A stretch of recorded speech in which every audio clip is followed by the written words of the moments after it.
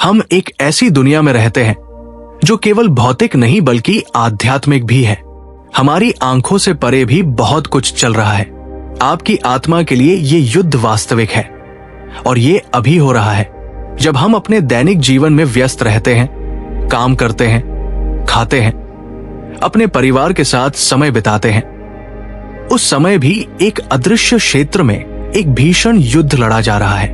Bible स्पष्ट रूप से कहती है कि हम केवल मांस और रक्त से युद्ध नहीं कर रहे हैं, बल्कि शासकों, अधिकारियों और अंधकार की शक्तियों से लड़ रहे हैं। इफिसियों 6:12।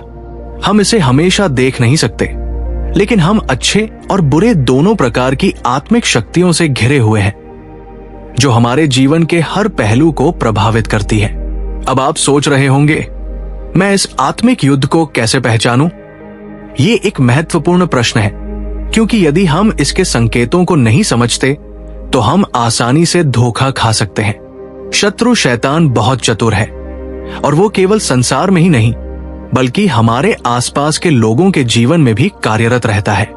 परमेश्वर का वचन हमें सचेत करता है कि हम जागरूक रहें, सतर्क रहें और शत्रु की योजनाओं को पहचानें। और सुनिए, शैतान का लक्ष्य बहुत स्पष्ट है। वो आपकी शांति को चुराना चाहता है, आपके आनंद को मारना चाहता है और आपके परमेश्वर के साथ संबंध को नष्ट करना चाहता है। लेकिन यहां खुशखबरी है, यीशु पहले ही जीत प्राप्त कर चुके हैं।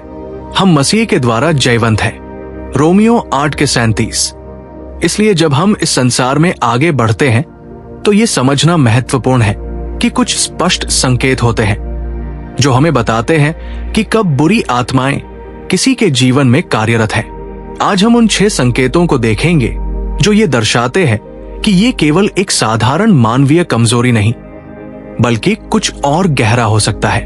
हमें इन संकेतों के बारे में जागरूक रहना चाहिए, क्योंकि ये लड़ाई केवल व्यक्तिगत नहीं है, ये हमारी आत्मिक स्थिति, हमारे परिवारों और यहां तक कि हमारे समाज को भी प्रभावित करती है। 1. धोखा और छल।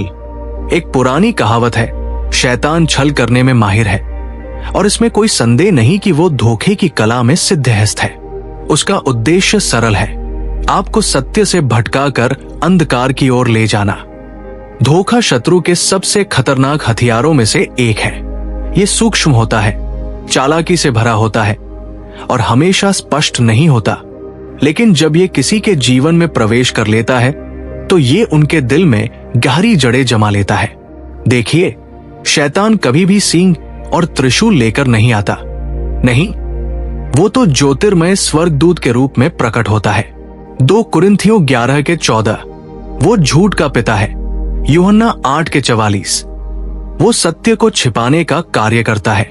जो लोग दुष्ट आत्माओं के प्रभाव में होते हैं वे अक्सर सच को तोड़मरोड़ कर पेश करते हैं, वास्तविकता को घुमा देते हैं और दूसरों के मन को भ्रमित करने की कोशिश करते हैं। वे ऐसे व्यक्ति होते हैं जो किसी भी पवित्र और सच्ची चीज को इस तरह से तोड़मरोड़ कर पेश करते हैं कि वो खतरनाक और विध्वंसकारी बन जाती है। परमेश्वर का वचन कहता है, सत्य तुम्हें स्वतंत्र करेगा। यूहन्ना 8:32। लेकिन झूठ हमें जकड़ लेता है, इसलिए हमें यह पहचानना सीखना चाहिए कि कब कोई व्यक्ति बार बार झूठ बोल रहा है, जब उनके शब्द और कार्य मेल नहीं खाते और जब वे आपको भ्रमित करने की कोशिश कर रहे हैं, तो ये आत्मिक युद्ध का संकेत है। 2. अराजकता और अशांति। क्या आपने कभी ऐसे लोगों को देखा है जो जहां भी जाते हैं वहां बस उथल पुथल मचा देते हैं? उनका जीवन निरंतर अस्थिरता और परेशानी से भरा होता है, मानो उनके चारों ओर अराजकता का तूफान चल रहा हो। बाइबल कहती है कि परमेश्वर अव्यवस्था के नहीं परंतु शांति के परमेश्वर है।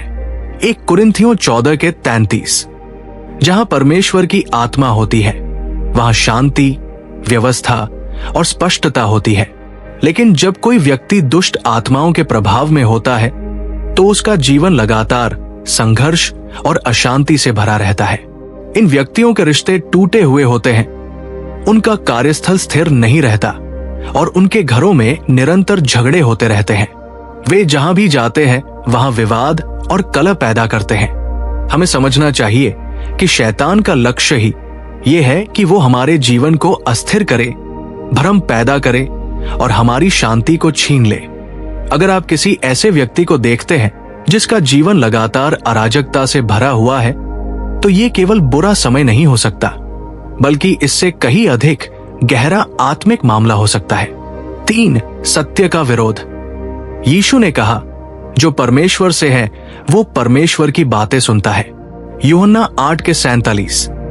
लेकिन जो लोग अंधकार के प्रभाव में होते हैं, वे परमेश्वर के वचन को अस्वीकार करते हैं, उसकी निंदा करते हैं और उसे तिरस्कार से देखते हैं। बाइबल न केवल हमें सही और गलत का ज्ञान देती है, बल्कि हमारे हृदयों को भी उजागर करती है।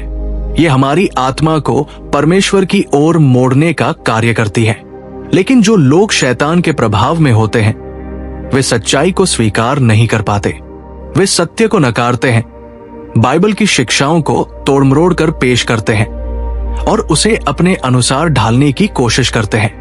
अगर आप किसी ऐसे व्यक्ति को देखते हैं जो निरंतर परमेश्वर के वचन को अस्वीकार करता है, जो उसके सत्य को अपने स्वार्थ के अनुसार बदलता है और जिसका जीवन परमेश्वर के वचन के प्रति उदासीनता से भरा हुआ है, तो ये आत्मिक युद्ध का संकेत हो सकता है।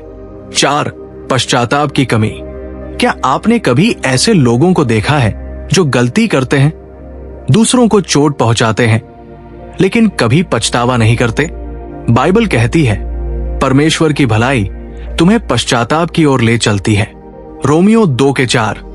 लेकिन जब कोई व्यक्ति दुष्ट आत्माओं के प्रभाव में होता है, तो उसका हृदय कठोर हो जाता है। वो नहीं अपनी गलतियों को स्वीकार करता है, नहीं परिवर्तन की ओर बढ़ता है।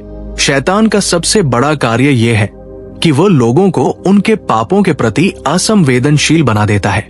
ऐसे लोग बुरे कार्य करते हैं, दूसरों को कष्ट देते हैं, लेकिन उन्हें कभी कोई ग्लानि महसूस नहीं होती। उनका अंतःकरण जलकर राख हो जाता है। 1 तीमुथियुस 4:2। अगर आप किसी ऐसे व्यक्ति को देखते हैं जिसे अपने पापों के लिए कोई पछतावा नहीं है, तो ये केवल एक साधारण व्यक्तित्व दोष नहीं हो सकता, बल्कि एक आत्मिक युद्ध का संकेत हो सकता है। सबसे अधिक चिंताजनक बात यह है कि इस पश्चाताप की कमी के साथ अक्सर गर्व की भावना भी होती है। बजाय इसके कि वे स्वयं को नम्र करें और परमेश्वर से क्षमा मांगे, वे अपने कार्यों को सही ठहराते हैं, दोष को दूसरों पर डालते हैं और अपने द्वारा किए गए नुकसान की जिम्मेदारी लेने से इनकार करते हैं। वे ये देखने में असमर्थ हो गए हैं कि उन्हें परमेश्वर के अनुग्रह की आवश्यकता है। लेकिन सुनिए, पश्चाताप और आत्मिक जागरूकता परमेश्वर के उपहार है। यही वो द्वार है जो चंगाई और बहाली की ओर ले जाते हैं। जब कोई व्यक्ति अपने पापों के बोझ को महसूस नहीं करता, तो ये इस बात का संकेत है कि शत्रु शैतान ने उनके हृदय में एक गढ़ स्थापित कर लिया है, और जितना अधिक वे इस स्थिति में बने रहते हैं, उतना ही कठिन होता जाता है उनके लिए सत्य की ओर लौटना। एक विश्वासी के रूप में हमें उन लोगों के लिए प्रार्थना करनी चाहिए जिनके हृदय कठोर हो गए हैं। हमें परमेश्वर से ये मांग करनी चाहिए कि वो उनके गर्व को तोड़ दे और उन्हें पश्चाताप की स्थिति में लाए, जहां से उनकी चंगाई और क्षमा शुरू हो सके। क्योंकि बिना पश्चाताप के उद्धार संभव नहीं और बिना आत्मिक जागरूकता के परिवर्तन नहीं होता। 5. नियंत्रण और छलकपट। क्या आपने कभी ऐसे व्यक्ति को देखा है जो हर स्थिति, हर बातचीत और हर व्यक्ति को नियंत्रित करना चाहता है? वे सिर्फ मार्गदर्शन या नेतृत्व नहीं करना चाहते, वे प्रभुत्व स्थापित करना चाहते हैं। दुष्ट आत्माओं के प्रभाव का सबसे खतरनाक संकेत है नियंत्रण और छलकपट की इच्छा। ऐसे लोग केवल दूसरों को प्रभावित करने से संतुष्ट नहीं होते, वे दूसरों पर हावी होना चाहते हैं। उन्हें शक्ति की भूख होती है, वे नियंत्रण की लालसा रखते हैं और वे अपनी इच्छा दूसरों पर थोपने के लिए किसी भी सीमा तक जा सकते हैं। यही तो शैतान की कार्यशैली है। उसका उद्देश्य केवल धोखा देना या भ्रमित करना नहीं है, वो नियंत्रण चाहता है। उदाहरण के लिए आदम और हव्वा की कहानी को देखें। शैतान ने हव्वा से केवल ये नहीं कहा कि वो फल खा सकती है, बल्कि उसने चालाकी से उसे परमेश्वर के वचन पर सवाल उठाने के लिए उकसाया। उसने धोखे से हव्वा को ये सोचने पर मजबूर कर दिया कि परमेश्वर ने उससे कुछ छिपाया है और इसी कारण उसने वो निर्णय लिया जिसने पूरी मानव जाति को विनाश की ओर धकेल दिया। नियंत्रण शत्रु की मूल रणनीति है। जो लोग दूसरों पर नियंत्रण चाहते हैं वे केवल नेतृत्व नहीं करना चाहते, बल्कि वे दूसरों के विचारों, कार्यों और निर्णयों को अपने लाभ के लिए नियंत्रित करना चाहते हैं। वे भय, अपराध बोध और धमकी का उपयोग करके दूसरों को झुकाने की कोशिश करते हैं। वे अपनी असली मंशा छिपाने के लिए चमक दमक और चापलूसी का उपयोग भी कर सकते हैं। उनका एक ही लक्ष्य होता है, दूसरों को अपने नियंत्रण में रखना, ताकि वे अपनी सत्ता और अहंकार को संतुष्ट कर सकें। लेकिन सुनिए, ये आत्मा परमेश्वर की ओर से नहीं है। यीशु ने कहा, जो तुम में बड़ा होना चाहता है वो तुम्हारा सेवक बने। मत्ती 20:26। परमेश्वर के राज्य में सच्चा नेतृत्व विनम्रता से परिभाषित होता है। सच्चा नेतृत्व सेवा के द्वारा किया जाता है, न कि बलपूर्वक नियंत्रण के द्वारा। पवित्र आत्मा हमें प्रेम से नेतृत्व करने की शक्ति देता है, जबकि एक नियंत्रण और छलकपट की आत्मा हमें तोड़ने, दबाने और विभाजित करने का कार्य करती है। अगर आप किसी ऐसे व्यक्ति से निरंतर संघर्ष कर रहे हैं जो हर स्थिति को नियंत्रित करना चाहता है, जो हर बार अपनी बात मनवाने के लिए दूसरों को मोहरे की तरह उपयोग करता है, तो ये एक चेतावनी है। ये कोई साधारण व्यवहार नहीं है। ये शत्रु द्वारा पीछे से की जा रही आत्मिक चालबाजी का संकेत हो सकता है। एक विश्वासी के रूप में हमें नियंत्रण के इस जाल से बाहर निकलकर मसीह में स्वतंत्रता का जीवन जीना चाहिए। जहां प्रभु का आत्मा है वहां स्वतंत्रता है। 2 कुरिन्थियों 3:17। तो आइए हम प्रार्थना करें कि परमेश्वर हमें और हमारे प्रियजनों को हर प्रकार के नियंत्रण और छलकपट से मुक्त करें और हमें अपनी सच्ची स्वतंत्रता में लेकर आए। 6. पाखंड और दोहरा जीवन। शत्रु के प्रभाव का सबसे शक्तिशाली और धोखादायक संकेतों में से एक है पाखंड।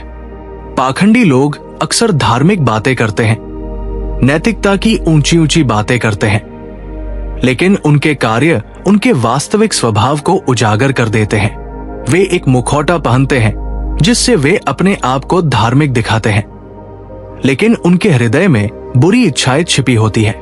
यीशु ने फरीसियों का सामना करते हुए कहा, हे कपटी शास्त्रियों और फरीसियों, तुम सफेदी की हुई कब्रों के समान हो, जो बाहर से सुंदर दिखती हैं, परंतु भीतर मरे हुए लोगों की हड्डियों और सब प्रकार की अशुद्धता से भरी होती है। मत्ती 23:27।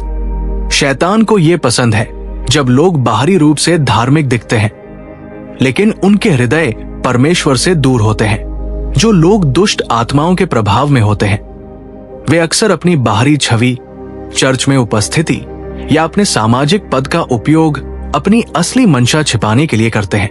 वे प्रेम की बात करते हैं लेकिन नफरत फैलाते हैं। वे दयालुता की बात करते हैं लेकिन कड़वाहट से भरे रहते हैं। वे बाइबल के वचन उद्धृत करते हैं लेकिन परमेश्वर की आज्ञा का उल्लंघन करते हैं। इस प्रकार का दोहरा जीवन दूसरों को भटका देता है, क्योंकि उनकी नकली धार्मिकता उनके वास्तविक चरित्र को पहचानने में बाधा बन जाती है। लेकिन याद रखें, परमेश्वर ने हमें पवित्रता और सत्य में जीने के लिए बुलाया है। तुम्हारा हाँ हो और ना हो, क्योंकि जो कुछ इससे अधिक होता है वो बुराई से होता है। मत्ती 5:37। अगर आप किसी ऐसे व्यक्ति को देखते हैं जिसका जीवन पाखंड से भरा है, तो ये एक आत्मिक चेतावनी है। ये संकेत हो सकता है कि शत्रु ने उनके जीवन में एक गढ़ बना लिया है और उनकी धोखेबाजी अन्य लोगों को अंधकार की ओर ले जा रही है। 7. अशुद्ध वचन और ईश्वर की निंदा। यदि कोई व्यक्ति लगातार परमेश्वर का अपमान करता है, उसके कार्यों की निंदा करता है या पवित्र चीजों के प्रति उपेक्षा दिखाता है, तो ये एक गंभीर चेतावनी है कि उसका हृदय अंधकार की शक्ति के अधीन है। शत्रु शैतान की मुख्य रणनीति सत्य को विकृत करना है। यदि वो किसी व्यक्ति को ईश्वर की निंदा करने, उसका उपहास करने या उसके बारे में बुरा बोलने के लिए प्रेरित कर सकता है, तो वो उसके हृदय को और अधिक कठोर कर सकता है, जिससे वो सुसमाचार के सत्य और परमेश्वर की जीवनदायक शक्ति से और दूर चला जाए। बाइबल हमें याकूब 3:6 में चेतावनी देती है, जीभ ही एक आग है, वो अधर्म का एक संसार है। वो हमारे अंगों में ऐसी होती है कि सारा शरीर भ्रष्ट कर देती है और जीवन की गति को जलाकर भस्म कर देती है। शब्दों में शक्ति होती है, या तो वे निर्माण कर सकते हैं या नष्ट कर सकते हैं। विश्वासी के रूप में हमें अनुग्रहपूर्ण शब्दों का प्रयोग करना चाहिए, एक दूसरे को प्रोत्साहित करना चाहिए और अपने वचनों से परमेश्वर की महिमा करनी चाहिए। लेकिन जब आप किसी ऐसे व्यक्ति से मिलते हैं जो लगातार परमेश्वर के बारे में नकारात्मक, उपहासपूर्ण या तिरस्कारपूर्ण बातें करता है, तो यह स्पष्ट संकेत है कि कोई आत्मिक शक्ति इसमें कार्यरत है।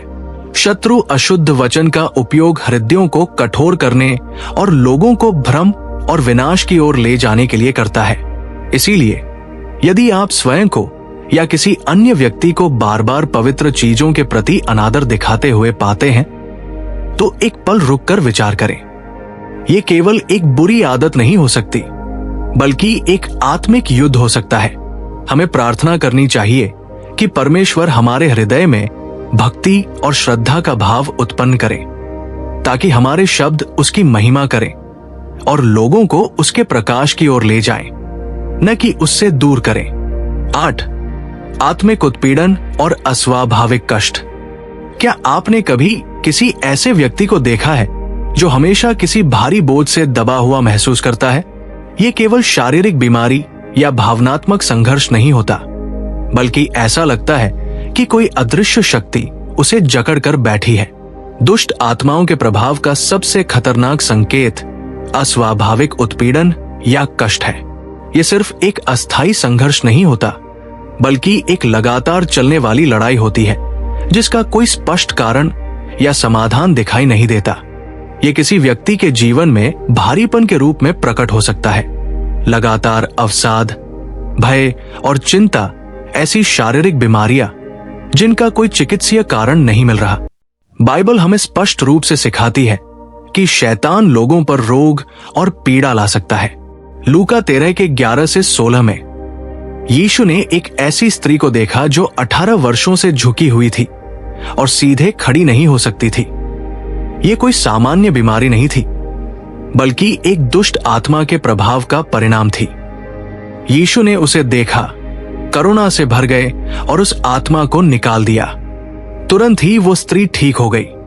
इसका अर्थ यह है कि हर बीमारी केवल शारीरिक कारणों से नहीं होती, कभी कभी ये आत्मिक उत्पीड़न का परिणाम भी हो सकती है। शैतान का उद्देश्य क्या है? चोरी करना, मार डालना और नाश करना। यूहन्ना 10:10। वो लोगों को दुख, भय और रोग के माध्यम से तोड़ना चाहता है ताकि वे परमेश्वर से दूर हो जाएं। यदि आप किसी ऐसे व्यक्ति को देखते हैं जो लगातार किसी अदृश्य बोझ से दबा हुआ है, चाहे वो शारीरिक कष्ट हो, मानसिक यातना हो या भावनात्मक बंधन हो, तो ये समझने का समय है कि ये आत्मिक युद्ध हो सकता है। इसे केवल इच्छा शक्ति से हल नहीं किया जा सकता, इसमें आत्मिक हस्तक्षेप की आवश्यकता होती है। यीशु मसीह ने हमें शत्रु के कार्यों के विरुद्ध अधिकार दिया है। हमें विश्वास से प्रार्थना करनी चाहिए कि परमेश्वर अपनी सामर्थ्य से बंधनों को तोड़ दे और हर प्रकार के उत्पीड़न से हमें मुक्त करे। 9. अंधकार से प्रेम और प्रकाश से भय। क्या आपने कभी ऐसे व्यक्ति को देखा है जो हर अच्छे, पवित्र और ईश्वरीय कार्य से कतराता है? वे दयालुता से दूर भागते हैं, आनंद को अस्वीकार करते हैं और उन चीजों से बचते हैं जो सत्य और धार्मिकता से भरी होती है। ये शत्रु के प्रभाव का एक स्पष्ट संकेत है। बाइबल हमें यूहन्ना 3:19 में बताती है, यही दोष है कि ज्योति जगत में आई, परंतु मनुष्यों ने अंधकार को ज्योति से अधिक प्रिय जाना, क्योंकि उनके काम बुरे थे। जो लोग शत्रु के प्रभाव में होते हैं वे अक्सर सत्य और ज्योति से दूर भागते हैं। वे परमेश्वर के वचन को सुनना नहीं चाहते। वे विश्वासियों से घृणा करते हैं। वे अपनी बुरी इच्छाओं को छिपाने के लिए ऐसा करते हैं। ये आत्मिक अंधापन उन्हें सत्य से दूर रखता है और शत्रु उन पर अपनी पकड़ मजबूत बनाए रखता है। यदि आप किसी ऐसे व्यक्ति को देखते हैं जो पवित्र चीजों का निरादर करता है लगातार अशुद्ध वचन बोलता है, अदृश्य बोझ से दबा हुआ है और प्रकाश को अस्वीकार करता है, तो ये केवल एक स्वाभाविक समस्या नहीं है, ये आत्मिक युद्ध का संकेत हो सकता है। लेकिन याद रखें, यीशु मसीह की ज्योति हर अंधकार से अधिक शक्तिशाली है। यीशु ने कहा, मैं जगत की ज्योति हूं, जो मेरे पीछे हो लेगा वो अंधकार में न चलेगा परंतु जीवन की ज्योति पाएगा। यूहन्ना 8:12। इसलिए आइए हम प्रार्थना करें कि परमेश्वर हमें अपने प्रकाश में बनाए रखें, हमें आत्मिक लड़ाई में मजबूत करें और हमें हर अंधकार से मुक्त करें। यीशु ही जगत की ज्योति है, यूहन्ना 8:12, और कोई अंधकार उन्हें पराजित नहीं कर सकता। बाइबल हमें एक यूहन्ना 1:5 में बताती है, परमेश्वर ज्योति है और उसमें अंधकार का लेश मात्र भी नहीं। जब हम ज्योति में चलते हैं तो हम सत्य में चलते हैं और हम परमेश्वर की भलाई को प्रतिबिंबित करते हैं। शत्रु इस अवरोध का उपयोग लोगों के बीच विभाजन उत्पन्न करने के लिए कर सकता है, लेकिन हम इस बात पर भरोसा कर सकते हैं कि मसीह की ज्योति किसी भी अंधकार से अधिक शक्तिशाली है। यदि आप किसी ऐसे व्यक्ति से मिलते हैं जो अच्छाई से घृणा करता है, ज्योति और आनंद का उपहास करता है, या जो किसी भी पवित्र चीज के निकट नहीं आना चाहता, तो ये शत्रु की चाल है। उस व्यक्ति के लिए प्रार्थना करें। प्रार्थना करें कि मसीह की ज्योति उनके अंधकार को तोड़ दे और वे वही प्रेम और सत्य देखें और अनुभव करें जो केवल मसीह में पाया जाता है। 10. विभाजन और अलगाव की आत्मा। क्या आपने कभी ऐसे व्यक्ति को देखा है जो लोगों के बीच दरार डालने, विभाजन उत्पन्न करने और खुद को दूसरों से अलग करने की कोशिश करता है?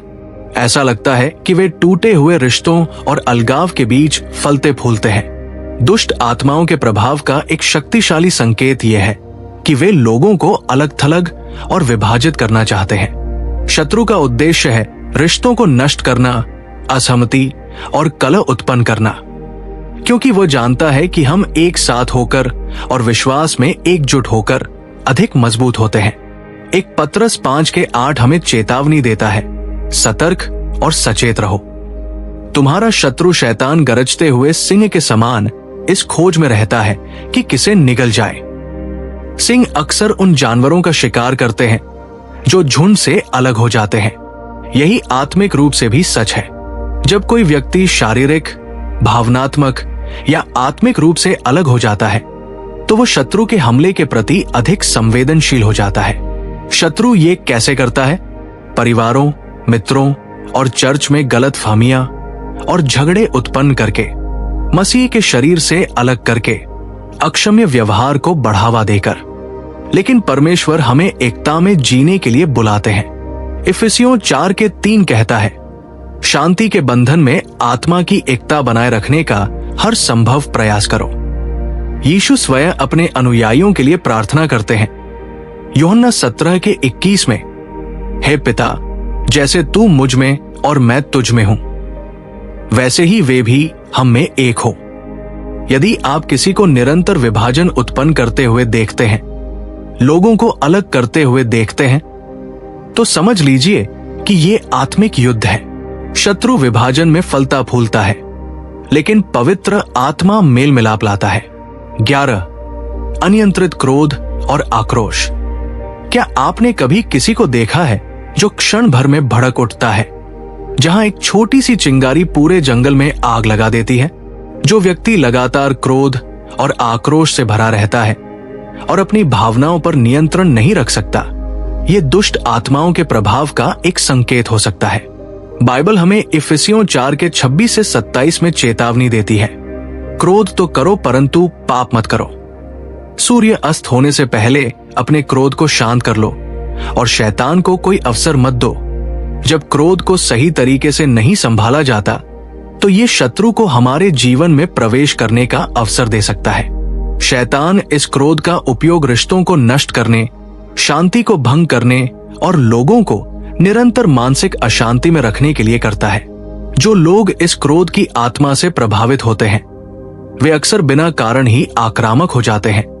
छोटी छोटी बातों पर क्रोधित होकर प्रतिक्रिया करते हैं, निरंतर नफरत और कड़वाहट को पकड़ कर रखते हैं। इस तरह का अनियंत्रित क्रोध शत्रु के लिए एक प्रवेश द्वार बन जाता है, जिससे वो अधिक भ्रम, कटुता और हिंसा को बढ़ावा देता है। लेकिन यीशु हमें स्वतंत्रता देना चाहते हैं। याकूब 1:20 कहता है, मनुष्य का क्रोध परमेश्वर की धार्मिकता को उत्पन्न नहीं करता।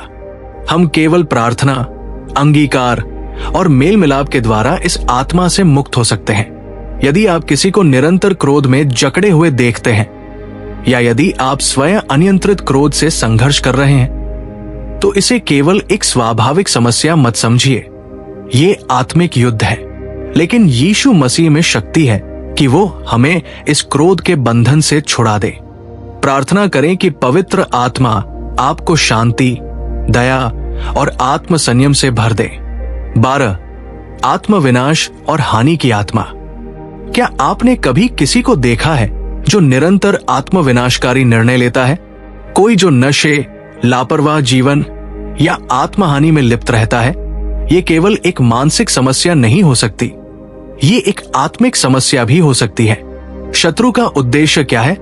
यूहन्ना 10:10 में यीशु कहते हैं, चोर केवल चोरी करने, हत्या करने और नाश करने के लिए आता है, परंतु मैं इसलिए आया हूं कि वे जीवन पाएं और वो भी भरपूर पाएं। शत्रु लोगों से उनकी खुशी, आशा और जीवन की प्रेरणा छीनना चाहता है, लेकिन यीशु हमें स्वतंत्रता देने आए हैं। यदि आप किसी ऐसे व्यक्ति को जानते हैं जो निरंतर आत्म विनाशकारी विचारों और कार्यों में उलझा हुआ है, तो समझ जाइए कि ये आत्मिक युद्ध है। उसके लिए प्रार्थना करें। प्रार्थना करें कि यीशु मसीह का प्रकाश उनके अंधकार को दूर कर दे और उन्हें एक नया जीवन प्रदान करे। परमेश्वर का सत्य हर अंधकार से अधिक शक्तिशाली है। यीशु मसीह ने हमें स्वतंत्र करने के लिए अपनी जान दी, इसलिए डरे नहीं, मसीह में विजयी बने। शत्रु कैसे कमजोर लोगों को निशाना बनाता है? आखिरकार दुष्ट आत्माएं उन्हीं लोगों को अपना शिकार बनाती हैं, जो कमजोर और असहाय महसूस करते हैं। वे उनके मन में झूठ भरती है, उन्हें ये विश्वास दिलाती है कि उनका कोई मूल्य नहीं है, उनका कोई भविष्य नहीं है और विनाश ही उनका एकमात्र समाधान है। आत्महानि या विनाशकारी व्यवहार कभी कभी किसी व्यक्ति का अपने भीतर के असहनीय दर्द से निपटने का तरीका हो सकता है, चाहे वो बीते समय का आघात हो, भावनात्मक पीड़ा हो या एक गहरा आत्मिक खालीपन हो। शत्रु दिन रात काम करता है ताकि वे ये विश्वास कर ले कि उनकी पीड़ा का अंत केवल आत्मविनाश में ही है, लेकिन ये सब नरक के गड्ढे से निकले झूठ है। बाइबल हमें बताती है कि हम परमेश्वर द्वारा अद्भुत रूप से रचे गए हैं। भजन संहिता 139:14 में लिखा है, मैं तेरा धन्यवाद करूंगा क्योंकि मैं भयानक और अद्भुत रीति से बना हूं। तेरे कार्य अद्भुत है। मेरा मन इस बात को भली भांति जानता है। हमारा जीवन परमेश्वर की दृष्टि में बहुत अधिक मूल्यवान है। फिर भी शत्रु इस सत्य को विकृत करने का प्रयास करता है। जो व्यक्ति इस दुष्ट आत्मा के प्रभाव में होता है, वो खुद को एक बंदी की तरह महसूस करता है। वो निराशा से अभिभूत हो जाता है। उसे ऐसा लगता है कि इस पीड़ा से बाहर निकलने का कोई रास्ता नहीं है। ये आत्मा सिर्फ शारीरिक रूप से जीवन समाप्त करने का प्रयास नहीं करती, बल्कि आत्मा को तोड़ती है और उसे परमेश्वर के प्रेम और उद्धार के सत्य से दूर कर देती है। ये आत्मा लोगों को ये विश्वास दिलाती है कि उनकी पीड़ा का कोई इलाज नहीं है और वे अपने दुख से कभी मुक्त नहीं हो सकते। लेकिन मैं आज आपको एक सत्य बताना चाहती हूं। चाहे निराशा कितनी भी गहरी क्यों न हो, यीशु में आशा है। यीशु ही उद्धार और चंगाई लाने आए हैं। यशाया 61:3 में लिखा है कि वो सियोन में शोक करने वालों के लिए ये ठहराए कि उन्हें राख के बदले शोभा की पगड़ी, विलाप के बदले आनंद का तेल और उदासी के बदले स्तुति का वस्त्र मिले। परमेश्वर टूटे हुए मन को चंगा करना चाहते हैं। वे चाहते हैं कि शत्रु की विनाशकारी शक्ति से हम मुक्त हों और एक नया जीवन पाएं। अगर आप या कोई जिसे आप जानते हैं आत्महानि या विनाशकारी विचारों से जूझ रहा है, तो इसे केवल मानसिक या भावनात्मक समस्या मत समझिए। ये एक आत्मिक युद्ध है। हमें मुक्ति के लिए प्रार्थना करनी चाहिए। हमें परमेश्वर से निराशा की जंजीरों को तोड़ने के लिए विनती करनी चाहिए। हमें इस व्यक्ति के लिए प्रार्थना करनी चाहिए कि वो मसीह में अपनी सच्ची पहचान और मूल्य को पहचाने। 13. विद्रोह की आत्मा। शत्रु के प्रभाव का एक और बड़ा संकेत विद्रोह है। जब कोई व्यक्ति हर प्रकार के अधिकार और व्यवस्था का विरोध करता है, चाहे वो परिवार में हो, समाज में हो या चर्च में, वे हर प्रकार के नेतृत्व के विरुद्ध विद्रोह करते हैं। लगातार प्रभुत्व का विरोध करना एक संकेत हो सकता है कि व्यक्ति पर दुष्ट आत्माओं का प्रभाव है। बाइबल हमें सिखाती है कि परमेश्वर ने प्रत्येक क्षेत्र में अधिकार को स्थापित किया है। रोमियो 13:1 में लिखा है, हर एक व्यक्ति शासक अधिकारियों के अधीन रहे, क्योंकि कोई भी अधिकार ऐसा नहीं जो परमेश्वर की ओर से ना हो। परंतु शत्रु इस व्यवस्था को तोड़ना चाहता है। वो विद्रोह के बीज बोता है ताकि लोग हर प्रकार के नेतृत्व का विरोध करें और इससे अराजकता, अशांति और विनाश उत्पन्न हो। विद्रोह की जड़ें शैतान का चरित्र है। शैतान स्वयं विद्रोह का पिता है।